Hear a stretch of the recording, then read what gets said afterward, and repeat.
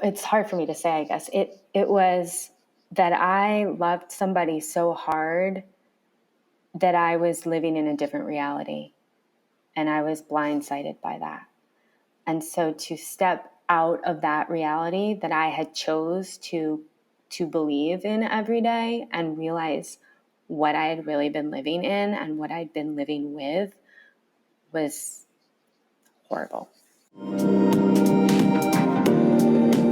Welcome to the Heavy Pages podcast, a guiding light for women facing the paralyzing challenges of an unwanted separation.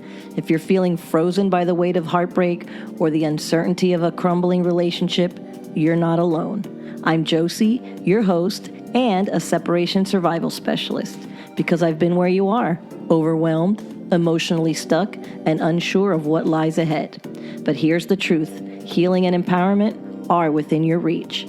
Together, we'll shatter the chains of paralysis, embrace this journey, and pave the way to your new future. So it's time to step forward, find your strength, and rewrite your story. Because the pages of life can be heavy, but you don't have to turn them alone. Now, before we start today's episode, please consider taking a moment to click that subscribe button. And with that, here we go. Hello, and a warm welcome to today's chapter checkup session, where we will be hearing from another courageous woman as she shares her transformative journey from devastated to divorce. And we'll be using the 5 chapters of my program as the guide. If you're curious about these chapters and how they align with your personal journey, don't forget to visit heavypagespodcast.com for your free chapter checklist. And with that, here's today's interview. All right. Hello, everyone, and welcome back to another chapter checkup session. Today, we have JaneMarie willing to share her story with us. Hello, JaneMarie. Hi, how are you? Excellent, excellent. Thank you so much for joining and for sharing with us today. Yes, thank you so much for having me. I'm excited to be here. I'm excited to have you. So, let's just start off with you sharing a little bit about yourself. Yeah, so my name is JaneMarie, and I'm a life coach for the spiritual entrepreneur.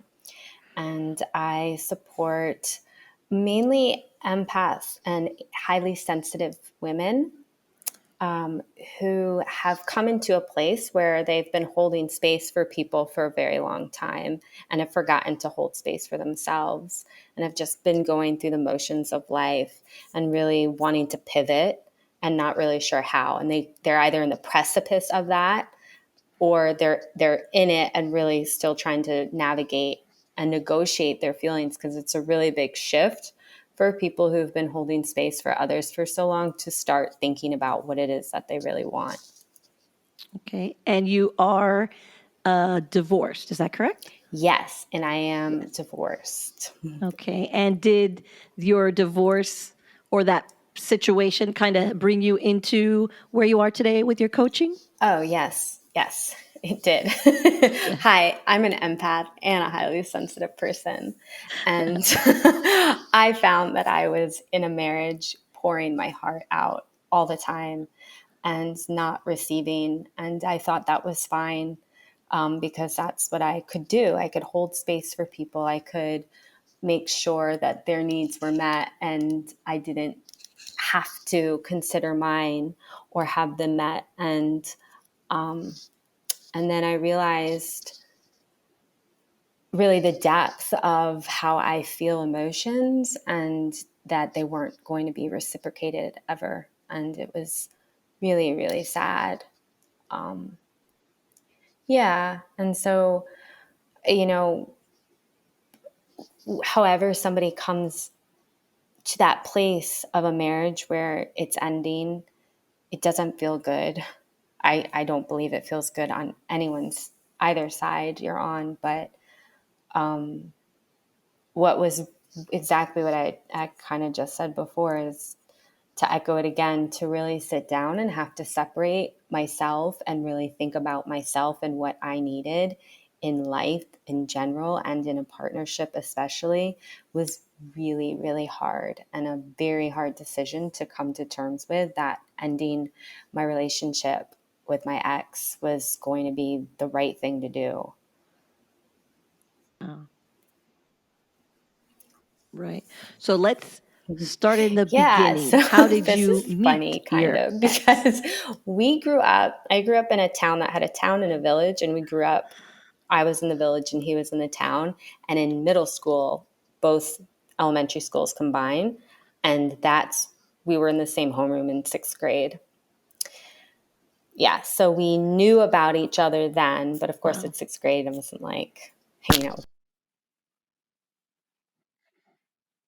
boys. And then by eighth grade, we had some classes together and we became like boyfriend and girlfriend and would like, go to walk to the local farm and get jelly beans. And yeah, so we had childhood together. We had like those nostalgic memories of being young.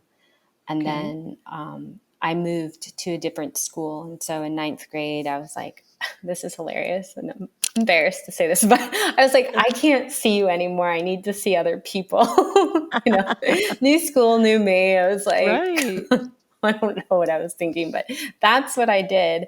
And we separated and we eventually stopped being friends, honestly, because he started to date this woman, and the compatibility of sharing friendship and him being in a relationship with her was very ugly and it was very uncomfortable. And so I created a hard boundary and I just stopped being friends with him. Shall I continue? Because there's more. Yes. Okay. Please do. So they end up going to college, getting through college, and getting married. They end up finding a place where they are divorcing. This is like 10 years later.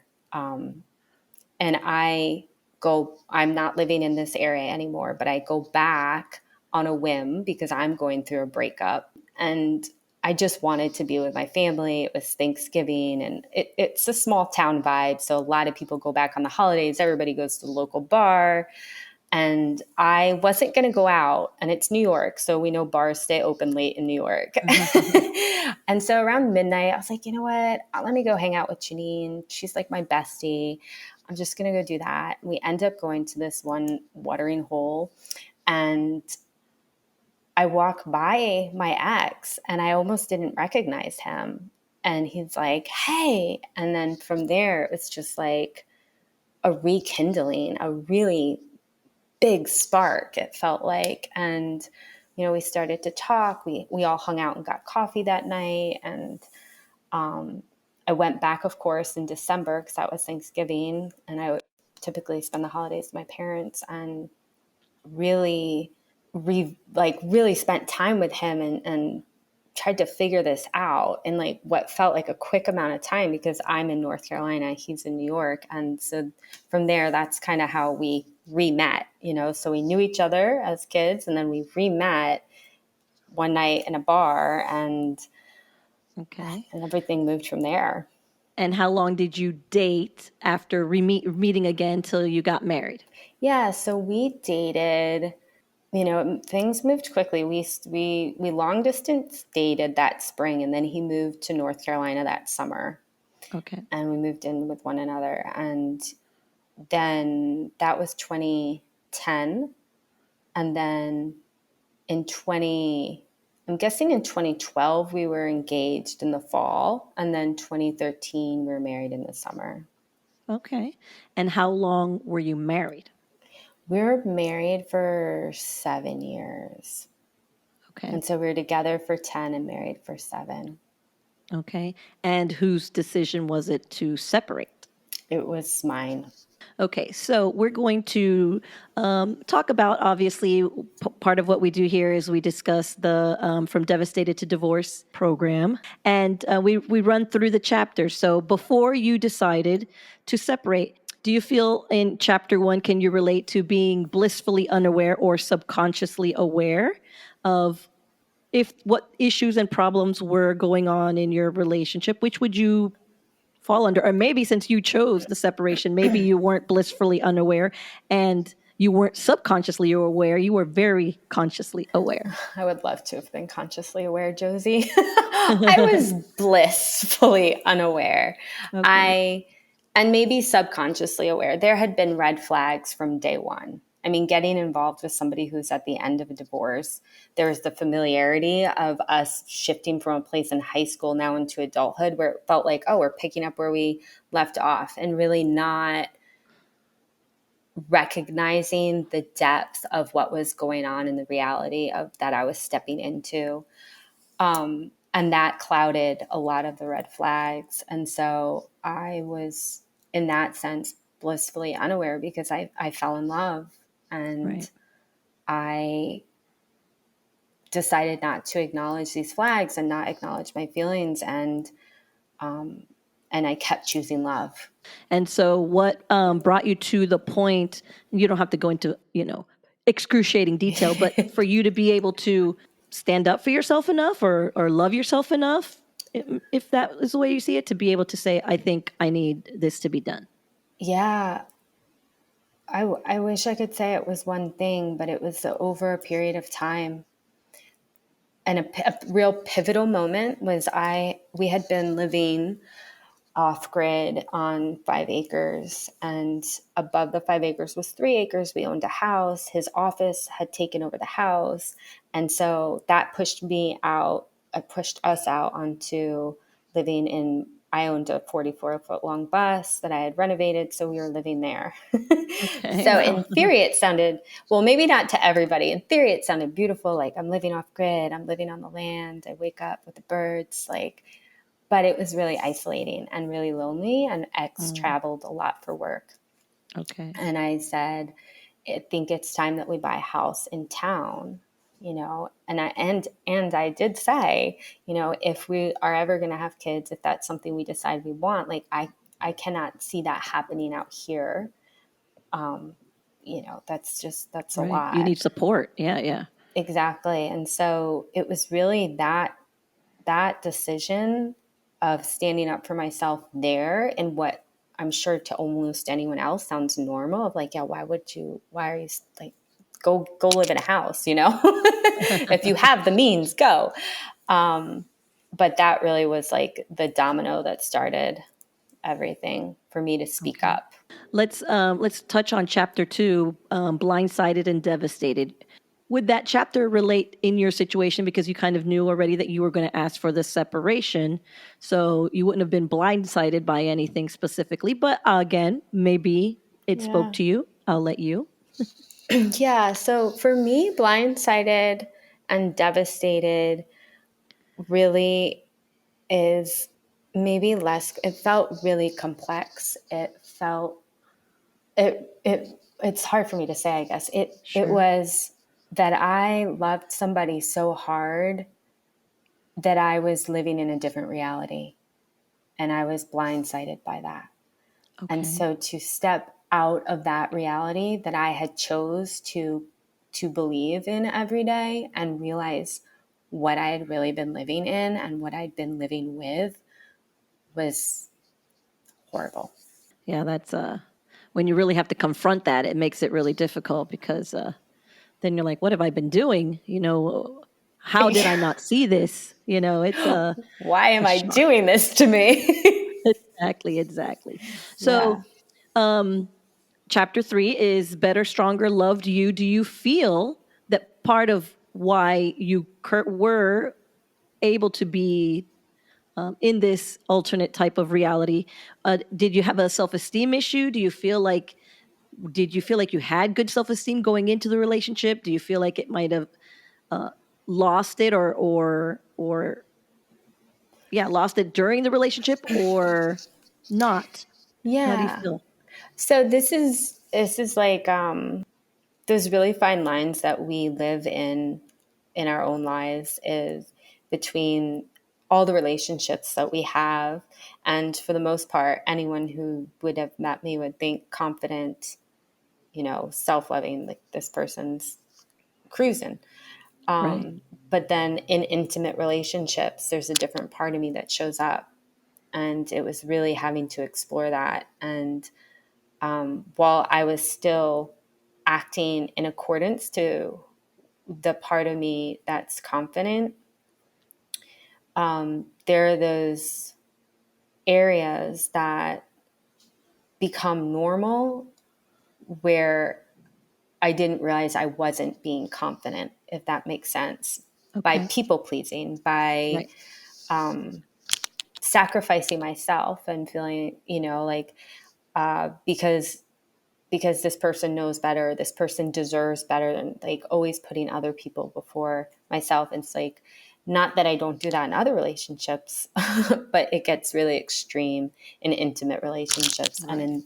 And in that sense, it made me see this guise that maybe I portrayed, but there's some really extreme truths that underline it that I as the experience of and person in my own skin can really dive into, and it perhaps may not always be seen by others. I want to kind of mesh a little bit of the empath into this chapter because I feel, and I actually did an episode recently about being an empath because I feel like I have a lot of those tendencies myself, which puts me in, for me, I feel like I take on their feelings. For example, my Yeah. ex a lot. I was a super happy go lucky person before I met him, super confident, all of this. And he was a real downer. He was a Mm-hmm. real pessimist about everything. And I started sucking that in. So his bad energy became my bad energy and I hated it. And then at the end of our relationship, I always say this, I turned into him and what I reflected to him, he was like, ugh, I don't like this. And I'm like, wait a minute, this was you. Yeah. This, what you see here, this is my reflection of you. Cause I kept sucking in all of your ugh. And then, Negativity. No, yes, same. And I mean, I left that relationship horribly afraid that I was like had the residue of him on me, and I wouldn't, right, like a pessimist, somebody right. who's just judgmental and critical of so many things. And I totally hear you, because I felt like I internalized that and then became an uglier version of myself. And I would be Right. like, what is this? This is not right. This is not me. Right. And I think also that um, I felt like also before the relationship, I had tons of self esteem. I was like, I knew where I belonged, I knew my value, I knew whatever. But the relationship with this person, because there was so much of myself that I wanted to heal him, I wanted to help him, and I did so much for him that it actually destroyed myself and my self esteem. So I think that possibly unhealthy and being an unhealthy empath can totally destroy your self-worth even when you have all of that going in because you Mm, go in all tough like this is I'm going to help this person, I can do this for this person, and at the end of the day they might stay the same. I think my ex maybe gotten a little better by the help that I gave him, but I was a disaster and a shell of who I used to be. same, same. I felt dismantled, and and I you can never say what's going on in someone else's mind, but it Right. felt like divisive to in a controlling sense, right? Of me being an independent, confident person to somebody who's codependent. So a dynamic that created codependency. And in the beginning it's like, oh yeah, sure, I don't mind if you do that for me, or oh yes, but then it just becomes this like habitual thing, to this point where it's like, well, you can't do that, let me do it. And it's just like, it's horrible. It's Right. really a lot of psychological sh- damage and Right. emotional damage, and it's like a lot to come out of. And so yeah, coming to that decision, just bringing it back a little, what we were talking Uh-huh. about, to having to make a decision and come back to myself was extremely hard, extremely Right. hard. Right. Well, and I mean, I commend you for that because by the time I was in zero self esteem, even though I was not happy, and even though I also feel that my upbringing, my Catholic Yeah. Puerto Rican background, I probably would have never left anyway, because you don't, you're taught that, especially you married in the church, you said forever, you're not going anywhere. I think all of those colliding, I don't see that I would have ever had the strength to leave, even though in retrospect, I know that I was not happy. I felt like this is my lot in life, and you suck it up and you deal with it and you make lemon aid out of lemons or whatever. Yeah. So I would have never had the strength. So that's, good for you that you were able to do Yeah. it. Oh, yeah. I know, because it becomes your norm. And so to Right. think, Yeah. Yeah. oh, Jesse. But, I do appreciate, and I say this, that he had the strength. I appreciate he did me the favor. I would have sat there for God knows how much longer, if not forever. So I hated him for it at first, and I was extremely upset, and it was a painful journey. But Mhm. obviously, once you get to the other side of it, I am grateful that he did this. I am glad that he did it when I couldn't, and that he did, and I'm not even mad about it. So so and I know that women that are in where I was then are probably like, she's crazy. How are you happy that it happened? How can you get that? But you do get there at some point, for sure. So even after how hard it was for you, even though it was your choice, on the other side of it, best thing you ever did, Yeah. Yeah. right? Yeah. No, and I So remember reading a book, and the beginning was like, I'm so grateful that my ex-husband cheated on me. And I was like, oh my gosh, I cannot with this woman right now. But it is humbling, and you do find gratitude in looking back to know that you're not there anymore, and over on the other side is where you're meant to be.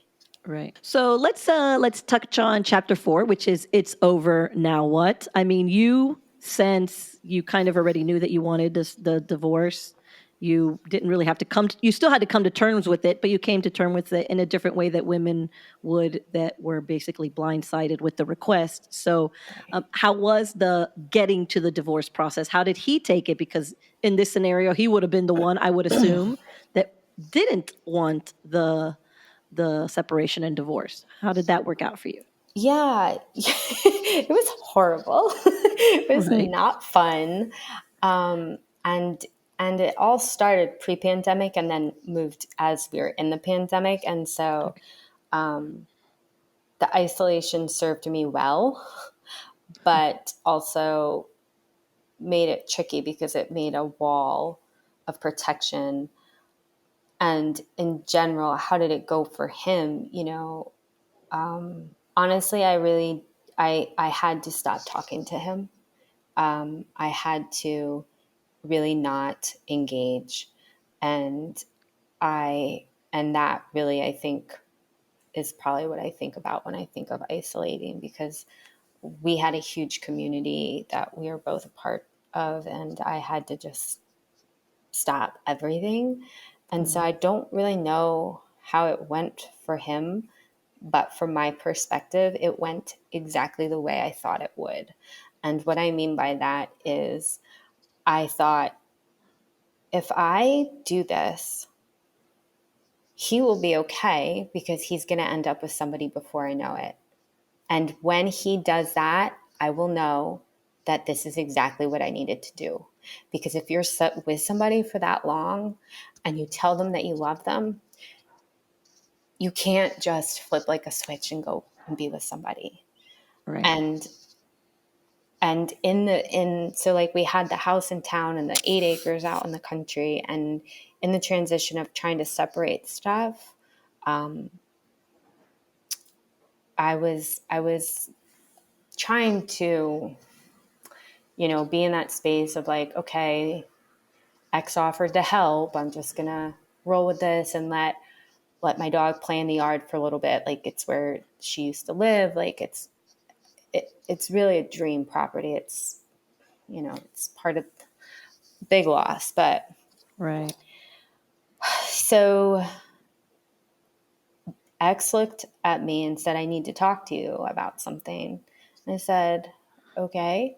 And I said, I need to let you know that Mistress X and I have been talking. And I kid you not, Josie, I barely fluttered an eyelash. Everything got still. And it was just like extreme poise to leave and to not lose my cool. And Right. I just called, I said, come here back. She came, we loaded up in the car. He got in my window and he leaned in. He said, I want you to know I'm still thinking about you. I want you to. Ugh. And I was like, we're going to go. And so that's how it went. Wow. So, Yeah. it's like, I don't know.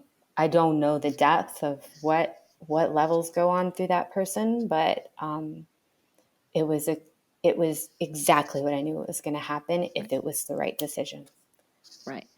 That's So excellent. I mean, that gives you that, we always talk about don't really look for closure from them. And I don't think it was from him specifically. It was something that you had already, felt and knew. And then that was just more of the proof that you were doing, that you had done the right thing. Because unfortunately, a lot of men will do this. They'll go and find someone else. Then it kind of shows you that it's not really about me. It's just a body. It's just somebody yeah, that you want, another person that you can control or take care of you or whatever. So it's not me, because there's only one me, and if you can replace me that quickly, then it was never about me. right, exactly, exactly, and that like who knows what was more painful, but realizing that I was I had coupled up with somebody and I was driving a vision on my own and Right. choosing to believe in that and then have to shatter that on my own. It's Right. Yeah. not, It's rough. it's real rough. Yeah. Yeah. So you got divorced. How did the divorce, did it move along pretty? I mean, you guys had things you had to separate and stuff like that, but was it like a contentious lawyers, thousands of dollars, or did it go a little less terrible than that? Yeah, like I wouldn't say amicable because again, like I, at all cost, could not communicate with this person. Okay. Right. And that was for mental and emotional health Right. and security. And so I had to play nice while choosing to be quiet, which is hard because you have emotions that you want to vent out. And I really could not do that in their direction. And so by the time the divorce was finally on the table, X took the summer of love with Mistress X. I got, things are still intermingling. I got a couple square receipts about being at cideries and breweries. And I'm just like, Uh, oh my gosh, I don't want to be intertwined with this. right. And the papers were waiting in their inbox. And just, there was a very little back and forth. But I followed the North Carolina law to a minimal degree, I believe, and also gave back some and I did have a lawyer and I think that is so contentious because on top of this layer, y'all, my dad had passed and he was a lawyer and he, Uh, aside from everything else that he was, you know what I mean? I know that when these things happen, having somebody who has a clear mind about themselves is what you need. right. And I knew that. I knew that growing up with somebody who was very even keeled and able to address like a scenario as it needed to be and not with the emotion in it. Right. And I said to X, like, I'm going to seek out a lawyer just so I can keep things organized. Like, hi, I have a lot of grief going on here. I don't think I'm up to the task.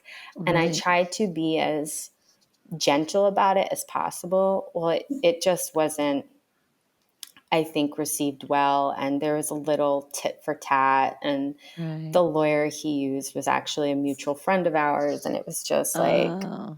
yeah, it just felt Yeah. so yucky. And yeah, so he just paraded around and took his time. And then finally, once the summer of love for him started to calm down, he signed the papers. But it So was he a didn't waiting make it game. easy. Even at the end, he didn't help try to, even with with Yeah. another partner, even with someone else that he could put his focus on, he still Hmm. couldn't do you that solid and help, make it a little easier. Right. No, it was, and I think that's the control factor, right? It's like Right.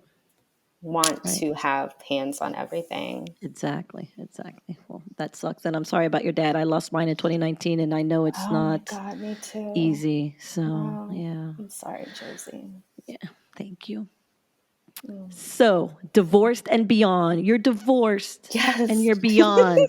What does divorced and beyond look like for you? Freedom, fabulous freedom. Yeah, it looks like coming back to myself in the most profound way that I ever have in my entire life. And yeah, I've started my own coaching business and Right. I've relocated. I decided to rent my house in North Carolina and I've moved out to Arizona, and between that I took a year and just traveled around and visited friends, and um, it looks like a really unbelievable learning experience, and a really hard one, and a real recognition for what we throw a statistic around all the time of like, I don't know what it is up to date, like Sure. 48% of marriages end in divorce now. I think that's because less people are getting married. Right. Right. But really the depth of what it is, and not just a number, not just a percentage, and how many women in my life have gone through that and really now seeing a whole different perspective on it. And Right. that is huge, because relationships as humans are what we do every day. And to really understand how misaligned they can be, and the pain that can bring, intertwined with like the legal system and the constructs of society, it's like it's a real eye opener. Right. And you know what? I'm going to kind of go back to what you said about how hard it is. It's just, yeah, you hear a statistic, but how hard it is. And I don't know for you, but my father was the first real close family loss that I've had. Yeah. And my divorce, before the death of my father, my divorce was the worst pain I ever felt in my life. And people compare the two, and I do believe that they are. It's like a death. Hmm. All the dreams, all the things you had envisioned for your life. When they say that, it is true, and that's why it's such a grieving process, because it is that kind of it's that kind of trauma in your life. Yeah, I literally heard you say that this morning in one of your podcasts, Josie, about how you hadn't lost somebody up until that point, and the grief from the marriage was so compounded. And so catching up with you now, and now understanding you've lost somebody and you actually have that comparison. Right. Yeah, it is. It is a lot of grief in deciding or being asked to end a marriage. Right. And you're right. It's like it's even the things you don't think about every day, but you have this idea of this is this is the trajectory I'm on, this with Right. this person. Whatever Right. happens, like we're in Right. it, and it's a lot.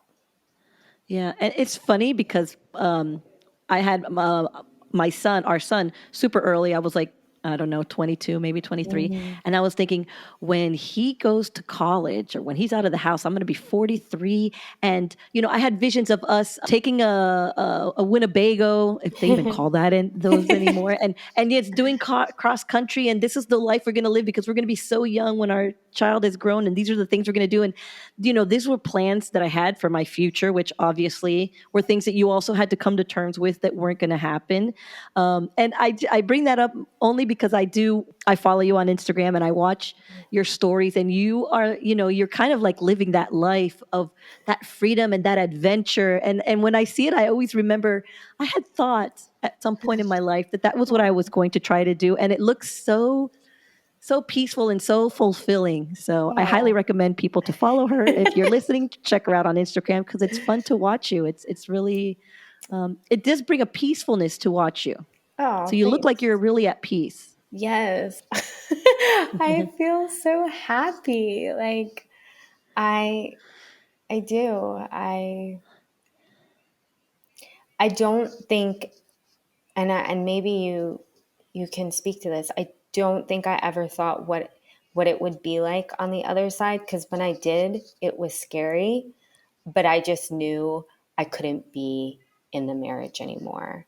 Right. And after, obviously there's grief, and obviously as we're sharing, like the divorce took time, like it's all a process. Right. But as you keep moving and you're able to move towards yourself, like I reconnected with a teacher from high school, and she, first thing in her message, she was like, you look so happy.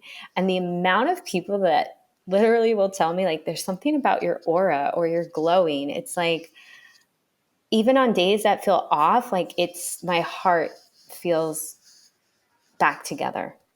And Wow. it's, That's yeah. I mean, that's priceless, really. It really is. So let me ask you if you can tell us, or women out there that might be in this situation, you can speak better than I can to women who might want to, but are scared because of this, because they can't imagine what their future is going to be. They're too scared of what's on the other side of them saying, I need to be done. Yeah. And they just aren't sure how to take that next step. What would you tell? What advice, what help could you offer to these women? Yeah. To find a way to separate yourself, to think, even if it's 30 seconds in your car every day, to just try and be still and think about what it is that you really want. And I will borrow the advice from my bestie, because what she said to me, and I will never forget it, sitting on my deck, feeling crazy as we all do with all these thoughts that go on, what can you live with? It comes down to what can you live with? And with my divorce compounded at the same time with my dad's passing, life, the fragility of life was in my face. And it really comes down to what can you live with? Because Right. at the end of the day, you're the one going to look back on your life, and it's really going to come down to choices that you've made and how you feel you exit this life, and I know this is heavy pages, so I feel okay saying that because it feels really heavy. If I hadn't had that perspective, I might have continued to try and make it work and still Right. think, like, a lot of times we think something's wrong with us. What's wrong with me? What's wrong with me? And so just really trying to find space and think, what can you live with? And I'm going to add one more thing, if it's okay, Josie. Please go ahead. Absolutely. There's no right or wrong. And when we get married, we get on this path of, we're in a current, and in a current you feel very fervently in society, and this is right. This is the right path. Now I have the right guy, the right house, the right job. When you decide that you're questioning things, and a decision is on the horizon, there is no right or wrong. And it's really hard to understand, but that's something that I would say. Wow. I think that is excellent, excellent advice. And in closing, I just would like for you to share. Now you are in the coaching field. I just would love you to talk a little bit more about that and how your experiences, all of them, have brought you into the life coaching.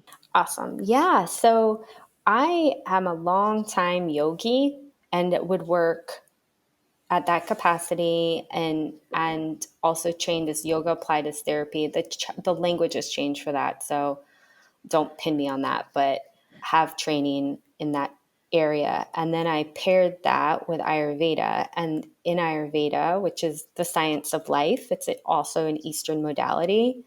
Okay. Yeah, so pairing those, once I was in Ayurveda, I was like, how do you pair these Eastern ways with the Western ways? And I really kept going back to coaching. A woman in my program had done coaching, and another one had her own coaching business.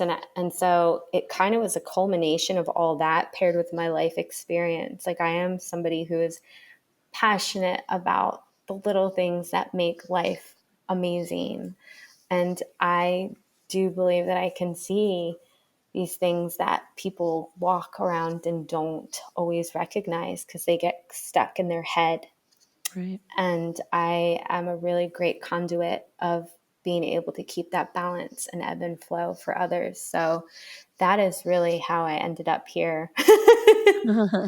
I feel like you're, and maybe this isn't the correct word, but like you're very attuned to the earth, and you're kind of like a minimalist when it comes to like material thing. You're just more like, be happy with what you can surround yourself with. Nature, you can find happiness in what the earth can provide without having to be like having this electronic and this fancy dress and that kind of stuff. That's the vibe I get from you. Would you say that that would be a good way to cover you? Yeah. Totally, Josie, totally. Yeah, that's great. And I think, it shows, that you're connected to nature, the earth, and your vibe is from there, and it's a really cool vibe. So I highly recommend that everyone check you out. I will. You can shout out your email, your Instagram, all of those things. Yeah, awesome. Thank you, Josie. So you can find me on Instagram at This Is Jane Marie. And on there in my link tree, you could find a Facebook group. It's the Soul Sisters Empath Facebook group for people who, if you've been listening and that speaks to you, of holding space for others and having that become a disadvantage, of really understanding how it can be your superpower. So basically, I haunt Instagram a lot. And on that link tree, you can link into my Facebook groups. And so I think that would be the best place to start. Okay. And I will be sure to put all those links anyway in the show notes. Yeah. So for anyone who is listening and can't go search it right now, just check the show notes. It'll be there. So Jane Marie, thank you so much for taking the time to share with us today. It was interesting, educational, and I really loved your perspective on things. Thank you so much for having me, Josie. It's been more than I ever expected. I also follow you, of course, and just really coming into a place and being in the heavy pages is super cool. So thank you. Well, thanks again for joining me. I appreciate it.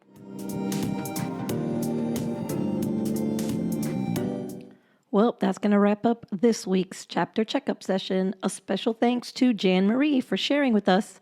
And if you'd like to share your own chapter checkup, please feel free to reach out to me at heavy_pages_podcast on Instagram. And don't forget to download your free chapter checklist. As always, thanks again for listening, and I'll catch you on the next one. Bye for now.